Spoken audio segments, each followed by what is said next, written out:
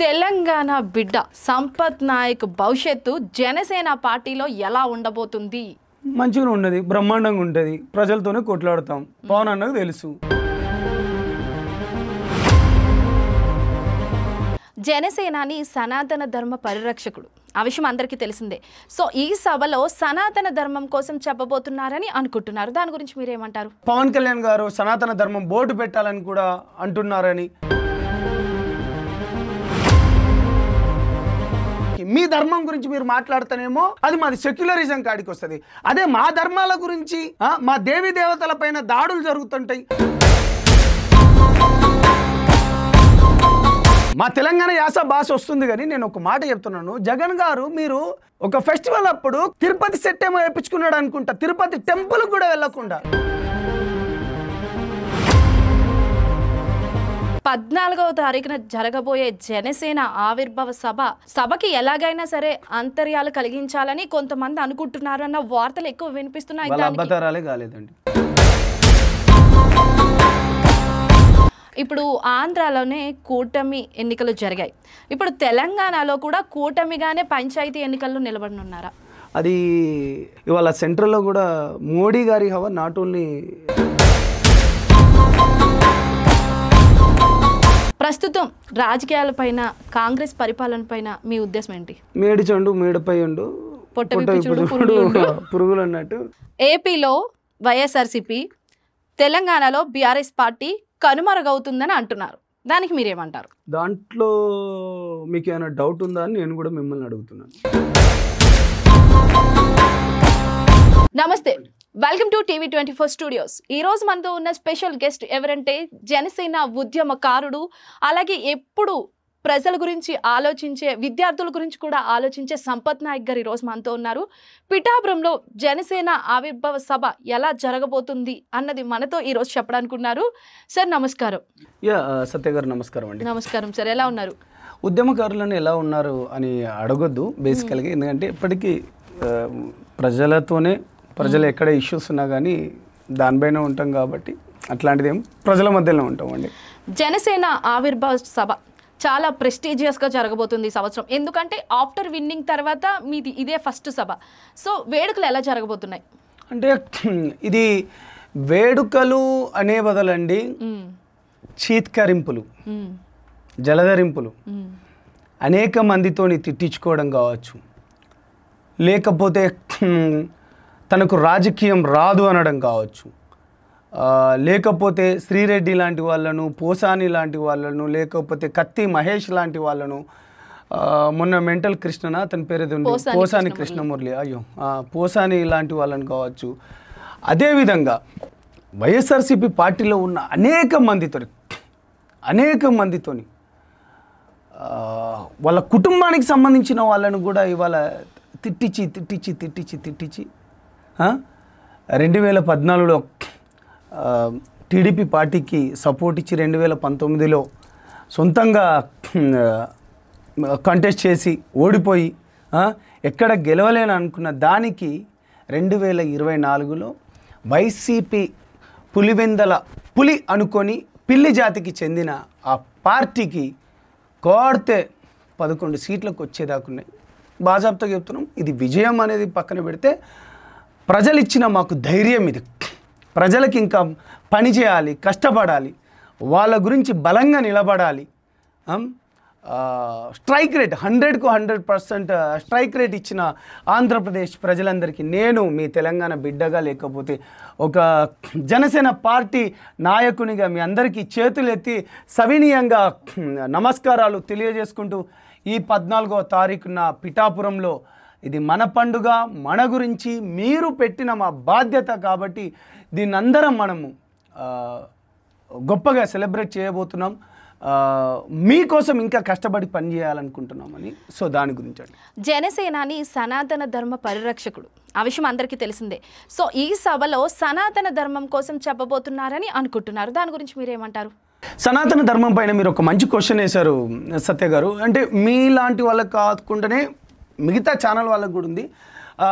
పవన్ కళ్యాణ్ గారు సనాతన ధర్మం బోర్డు పెట్టాలని కూడా అంటున్నారని, డెఫినెట్గా దీనిపైన చర్చలు బాగానే జరుగుతున్నాయి. కానీ నేను ఒకటి అంటున్నాను సత్య గారు, నా ధర్మాన్ని నేను కాపాడుకుంటాను, నా ధర్మాన్ని నేను ఆచరిస్తాను, పరాయి ధర్మాన్ని కూడా నేను గౌరవిస్తాను అనేదే ఇది మా పార్టీ యొక్క సిద్ధాంతం. కానీ ఈ మధ్యకాలంలో సమాజంలో ఎట్లయిపోయిందంటే మీ దగ్గరకు వచ్చేసరికి మీ పైన దాడులు జరుగుతానేమో, మీ పైన మాట్లాడుకునేసరికి మీ ధర్మం గురించి మీరు మాట్లాడుతానేమో అది మాది సెక్యులరిజం కాడికి వస్తుంది.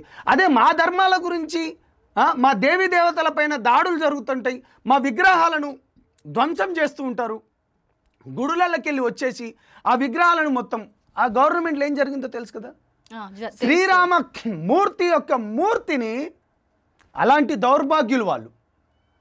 ఇంత దౌర్భాగ్య స్థితిలో ఉన్నాం మనం, ఇంత దౌర్భాగ్య స్థితిలో ఉన్నాం. నాకు మా తెలంగాణ యాస భాష వస్తుంది కానీ నేను ఒక మాట చెప్తున్నాను. జగన్ గారు మీరు ఒక ఫెస్టివల్ అప్పుడు తిరుపతి సెట్ ఏమో వేయించుకున్నాడు అనుకుంటా, తిరుపతి టెంపుల్ కూడా వెళ్ళకుండా. సంక్రాంతికి ఎంత దరిద్రం అంటే, రావాలి, మనం మాట్లాడాలి, మన ధర్మాన్ని మనం కాపాడుకోవాలి, మన మన సంస్కృతి మన సాంప్రదాయాలు కదా. మనం వేసిన ఓట్లతోని వాడు గద్దెనెక్కిండు కదా, వాడు మన ఓట్లోకి పుట్టినోడు కదా, మన ఓట్లోకి పుట్టినోడు మన పైన అయింది వాని జులుం అంటున్నా. బాజాప్తగా చెప్తాం, మా ధర్మాన్ని మేము కాపాడుకుంటాం, మా ప్రజలను మేము కాపాడుకుంటాం. రైట్, మేము సెక్యులరిజంలోనే ఉన్నాం, డెఫినెట్గా మేము దాన్ని కూడా మేము గౌరవిస్తాం, మా సనాతన ధర్మాన్ని కూడా మేము గౌరవిస్తాం. బాజాప్తగా పవన్ కళ్యాణ్ గారు అన్నట్టుగా నేను ఒక ఓయూజేఏసీ అధ్యక్షుడిగా కావచ్చు, లేకపోతే ఒక తెలంగాణ బిడ్డగా కావచ్చు, లేకపోతే ఒక గిరిజన బిడ్డగా కావచ్చు, బాజాప్తగా మాకు కూడా సనాతన బోర్డు అనేది కావాలి. ఎట్ ది సేమ్ టైం మిగతా కులాలను కూడా మిగతా ధర్మాలను కూడా మేము ఆ విధంగానే ఆచరిస్తాం. మిగతా వాళ్ళు కూడా ఇవాళ ఇది అఖండమైన సువిశాలమైన భారతదేశం, ఈ భారతదేశంలో అందరం కలిసి కట్టుగా ఉండాలంటే ఒక మతస్థలం పైన మనం దాడి చేసేటప్పుడు మిగతా మత పెద్దలు కూడా ఐదర్ క్రిస్టియన్ కమ్యూనిటీ కానీ ముస్లిం కమ్యూనిటీ కానీ మీలాంటి వాళ్ళు కూడా అందరూ మాట్లాడని, గతంలో రథాలను కాల్చివేసిన అంటే పెట్రోల్ పోసి మిగతా ఏమో కాల్చివేసిన అంటే ఒకడు గుట్కా వేసుకునేటోడు ఉన్నాడు, ఆడు గుట్కా వేసుకునేటోడు, వాడిని కూడా ఎట్లా ఎమ్మెల్యే గెలిపించిండ్రు ఆ ప్రజలకు నాకు ఇంకా అర్థమవుతలేదు. ఇంత దౌర్భాగ్య స్థితిలో ఉన్నారు. రాజకీయాలంటే మీ తల్లిదండ్రులు మీ అబ్బా సొత్తులు అనుకున్నారు. మీరు ఇన్ని రోజులు మీరు ఏమనుకున్నారంటే అబ్బా సొత్తులు అనుకున్నారు. తొక్కితే 11కి వచ్చిండ్రు. వాడొకడు అసెంబ్లీలో గుట్కా తంబాకు తింటాడు, ఇంకోడేమో డ్యాన్సులు వేస్తాడు, ఇంకోడేమో పందాలు అంటాడు. అఫ్కోర్స్ నేను వాళ్ళ పర్సనల్కి నాకు అవసరం లేదని, కానీ నా ధర్మం పైన వస్తే రథం దేముందే ఇంకో రథాన్ని కట్టిస్తాట. బుద్ధి ఉండాలి ఇటువంటి ఎదవలకు. ఒక్కొక్కడు సుచ్చు పోసుకుంటాడు ఇప్పుడు మాట్లాడడానికి. ఓకే సార్, ఇప్పుడు 14వ తారీఖున జరగబోయే జనసేన ఆవిర్భావ సభకి ఎలాగైనా సరే అంతర్యాలు కలిగించాలని కొంతమంది అనుకుంటున్నారు అన్న వార్తలు ఎక్కువ వినిపిస్తున్నాయి. వాళ్ళ అబ్బతరాలే కాలేదండి, వాళ్ళ అబ్బతరాలు కూడా కాలేదు. లాస్ట్ టైం గుంటూరు ఇప్పటం అనుకుంటాను, ఇప్పటం దగ్గర రైతులు స్వచ్ఛందంగా వచ్చి వాళ్ళ గవర్నమెంట్లు ఉన్నప్పుడే రైతులు స్వచ్ఛందంగా ఉంటే అప్పుడే ఒక 5-6 దగ్గర తెలంగాణ ప్రజలు ఆంధ్రప్రదేశ్ ప్రజలు మీరందరూ ఒక గొప్ప నాయకుడిని ఎన్నుకున్నాడు, ఒక గొప్ప నాయకుడిని మీ దగ్గర ఉన్నారండి. నిజంగా నేను ఒక తెలంగాణ బిడ్డగా నేను అది గర్విస్తున్నాను. ఇప్పటం సభకు రైతులు ముందుకొచ్చి 4-5 చోట్ల ఏది స్వచ్ఛందంగా వచ్చి వాళ్ళ పొలాలు ఇస్తామన్నా కానీ ఆపివేసిన రోజులు అవి. ఇదే ఒక 2 years బ్యాక్. అప్పుడే ఆపుకోనేలు సన్నాసులు ఇప్పుడేం మాట్లాడతారు, తొక్కి పడేస్తాం, తొక్కుకుంటా కలుపు మొక్కలను ఎట్లుంటో అట్ట ఏరుకుంటూ పోతాం. వీళ్ళతోని పిచ్చి మొక్కలు లెక్క మాట్లాడించిన వాళ్ళు ఉన్నారు కదా, ఇప్పుడు అందరు జైళ్ళల్లో ఉన్నారు. జైలు అంటే గుర్తొచ్చింది, యాక్చువల్లీ ఆల్రెడీ 2 వెళ్ళిపోయారు, 3వ పర్సన్ కూడా తీసుకొచ్చి మళ్ళీ లోపలేశారు, బోరుగడ్డ అనిల్. ఇప్పుడు ఒక లేడీ ఆడదాం ఆంధ్ర అన్న పథకం మీద స్కామ్ చేసిన సంగతి తెలిసిందే. అయితే ఇప్పుడు జైలుకి వెళ్ళబోతుంది అన్న వార్తలు వినిపిస్తున్నాయి, దాని గురించి మీరు ఏమంటారు? నేనేమంటున్నా అంటే చట్టం తన పని చేసుకుంటూ పోతుందండి. ప్రజాస్వామ్యంలో అందరికీ రాజ్యాంగం అందరికీ హక్కులు ఇచ్చిందండి. ఆ హక్కుల అంటే మీకు మాట్లాడే స్వేచ్ఛ ఉంది అని చెప్పి విపరీతమైన ధోరణులకు వెళితే దాని నుంచి వచ్చే కాన్సిక్వెన్సెస్, దాని నుంచి వచ్చే పరిమాణాలు వేరుగా ఉంటాయి.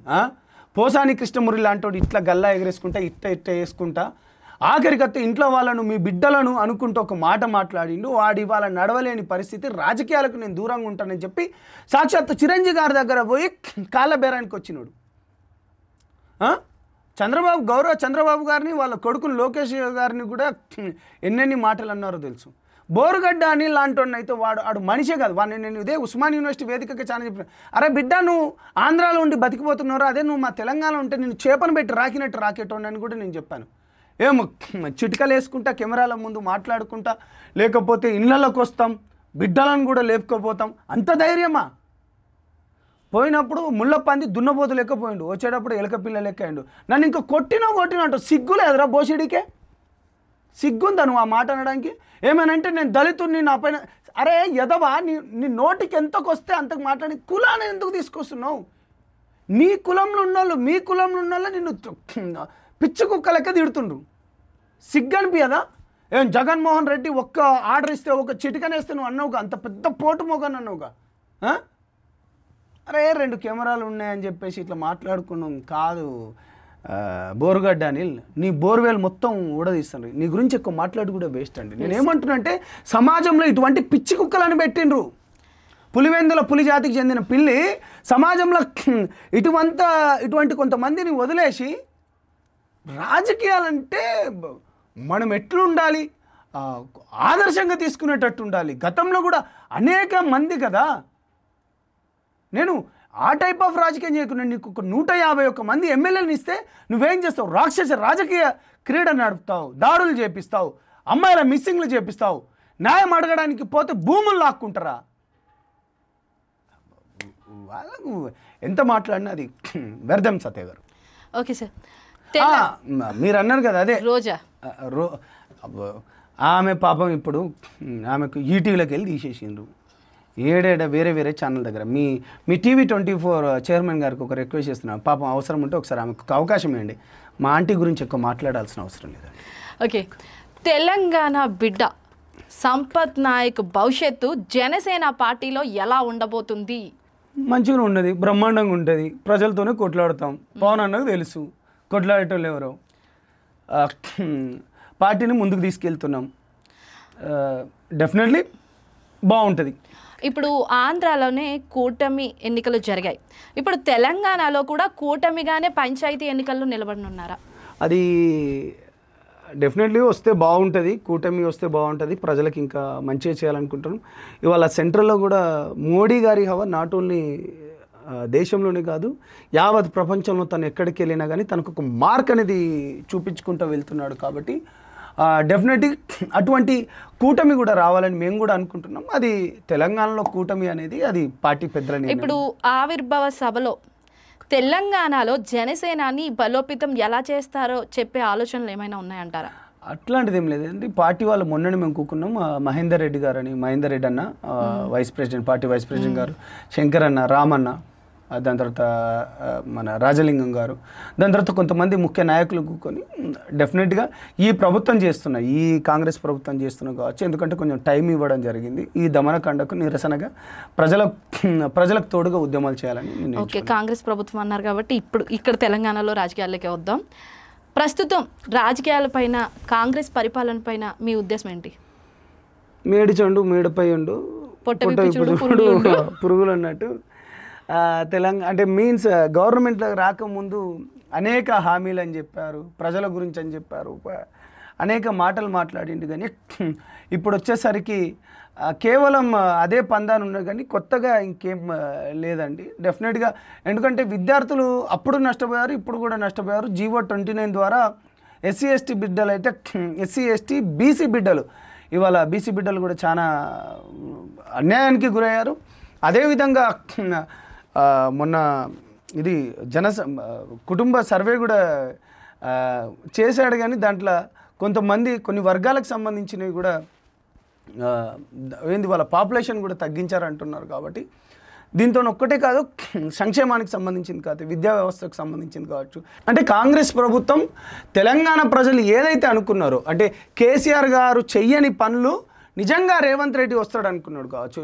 కేసీఆర్ గారి హయాంలో విద్యార్థులపైన గ్రూప్ 1 ఇష్యూ కావచ్చు, గ్రూప్ 2 ఇష్యూ కావచ్చు, లేకపోతే ఇంటర్మీడియట్ విద్యార్థులు అప్పుడు చనిపోయిన విషయం కావచ్చు. కానీ అంటే రేవంత్ రెడ్డి గారు కేసీఆర్ గారు చేయని పనులు చేస్తామనుకున్నాం. కానీ కేసీఆర్ గారి ప్రభుత్వ హయాంలో కూడా అప్పుడు గ్రూప్ 1 పేపర్ లీకేజ్ కావచ్చు, లేకపోతే 1కి 2 సార్లు దాడులు చేయడం కావచ్చు, లేకపోతే ఈ రకమైనవి అన్నీ ఉండేటి. కానీ అదేవిధంగా ఇంటర్మీడియట్ విద్యార్థులకు సంబంధించింది కానీ అనేక కార్యక్రమాల పైన ఏదైతే ఆ మధ్యకాలంలో ఆర్టీసీ క్రాస్ రోడ్ దగ్గర చనిపోయిన ఒక విద్యార్థికి సంబంధించింది కానీ అప్పుడు విరోచితంగా గొంతెత్తిన రేవంత్ రెడ్డి గారు ప్రభుత్వం ఇచ్చి 1.5 year అయింది. ప్రభుత్వం వచ్చి 1.5 year అయింది. కానీ ప్రజలకు అనుకున్న సంక్షేమ పథకాలు కానీ, లేకపోతే రైతులకు సంబంధించింది కానీ, లేకపోతే ఉద్యోగస్తులకు సంబంధించింది కానీ, లేకపోతే విద్యార్థులకు సంబంధించింది కానీ, విద్యార్థుల పక్షాన అయితే ముఖ్యంగా G.O. 29 అయితే అది ఒక ఉరితాడైందని అనుకుంటున్నానండి. డెఫినెట్గా ప్రజలు ఆ విషయాలపైన మేము కొట్లాడడానికి సిద్ధంగా ఉన్నాం. హైడ్రాకి సంబంధించింది అయితే అది ఇంకా మరీ విపరీతమైన బాధాకరమైన విషయం. ప్రజలు మునుముందు తెలంగాణ గురించి కూడా చూస్తారండి. Okay sir, last question. ఏపీలో వైఎస్ఆర్సీపీ, తెలంగాణలో బీఆర్ఎస్ పార్టీ కనుమరుగవుతుందని అంటున్నారు, దానికి మీరేమంటారు? దాంట్లో మీకు ఏమైనా డౌట్ ఉందా అని నేను కూడా మిమ్మల్ని అడుగుతున్నాను. నాకు డౌట్ లేదు సార్, అంటున్నారు అని నేను మీతో అంటున్నాను. అంటే నేనేం కనుమరుగు అంటే నేనేమంటున్నానంటే వైసీపీది అక్కడ దాని గురించి మాట్లాడుకోవడం కూడా వేస్ట్. ఆల్రెడీ ఆ పార్టీలకి ఆల్రెడీ వెళ్ళిపోతున్నారు. ఆ రాజకీయ నాయకులే పాపం నెంబర్ 1 తర్వాత 2, 3, 4 అనుకున్న ఫిగర్లన్నీ ఆల్రెడీ ఇప్పటికే వెళ్ళిపోయినాయి. వాళ్ళందరూ కలిసి అక్కడ తట్టాబుట్టా చదువుకొని ఇప్పుడు హైదరాబాద్లో వచ్చేసి, లేకపోతే కొంతమంది ఒక బ్యాచ్ ఉంది, ఒక బ్యాచ్ ఉంది, కలకట్టలో పోయి చట్టాపట్టాలు వేసుకుంటున్నారు, లేకపోతే ఇంటర్వ్యూలని. అబ్బా అన్న చూడలేకపోతున్నారు. కానీ మాకైతే బాగుందన్న, మీ ఎఫెక్షన్స్ బాగున్నాయి అన్న. అది నేను ఎవరికి చెప్పాను మీకు అందరికీ అర్థమైంది కాదు. కలకత్తాలో కానీ ఏ న్యూస్ ఛానల్లో కానీ అది ఏమోనండి అది. యా, థ్యాంక్ యూ సత్య గారు. ముఖ్యంగా ఈ March 14th వస్తున్న సభకు వస్తున్న యూత్ కావచ్చు, మహిళలకు కావచ్చు, లేకపోతే ప్రతి ఒక్క సబ్బండ వర్గాలకు కావచ్చు, ముఖ్యంగా యూత్ వాళ్ళకు, మనలాంటి వాళ్ళకు ఒకటే సవినయంగా ఒక జనసేన పార్టీ నాయకునిగా మీ అందరికీ ఒక రిక్వెస్ట్ చేస్తున్నాను. మంచిగా రండి ప్లీజ్. దయచేసి వచ్చే వెహికల్స్, ప్రైవేట్ వెహికల్స్లలో కావచ్చు, బస్సులలో కావచ్చు, లేకపోతే బైక్స్లలో పైన కావచ్చు, లేకపోతే ఇంటికాడ మీ తల్లిదండ్రులు మీ గురించి వెయిట్ చేస్తున్నారనే ఒక విషయం మీరు మర్చిపోవద్దు. ఎందుకంటే ముఖ్యంగా మీ తల్లిదండ్రులు గారి వాళ్ళతో పాటు పవన్ కళ్యాణ్ గారు కూడా ప్రతిసారి పదే ఒక మాట చెప్పుకుంటూ ఉంటాడు. పవన్ కళ్యాణ్ గారు ఇన్ని సంవత్సరాల్లో నాకు పార్టీ పదవుల కన్నా ముఖ్యం కాదు, మీకంటే మాకు ఏది ముఖ్యం కాదు అనుకుంటా ప్రతి ఒక్కసారి. ఎందుకంటే మీరే మాకు బలం, మీరే మన పార్టీకి కావచ్చు కానీ పవన్ కళ్యాణ్ గారికి బలం. కాబట్టి మిమ్మల్ని కాపాడుకునే ప్రయత్నంలో డెఫినెట్గా చెప్తున్నాను, మంచిగా రండి. ఒక పండుగ వాతావరణం లెక్క చూసుకుందాం.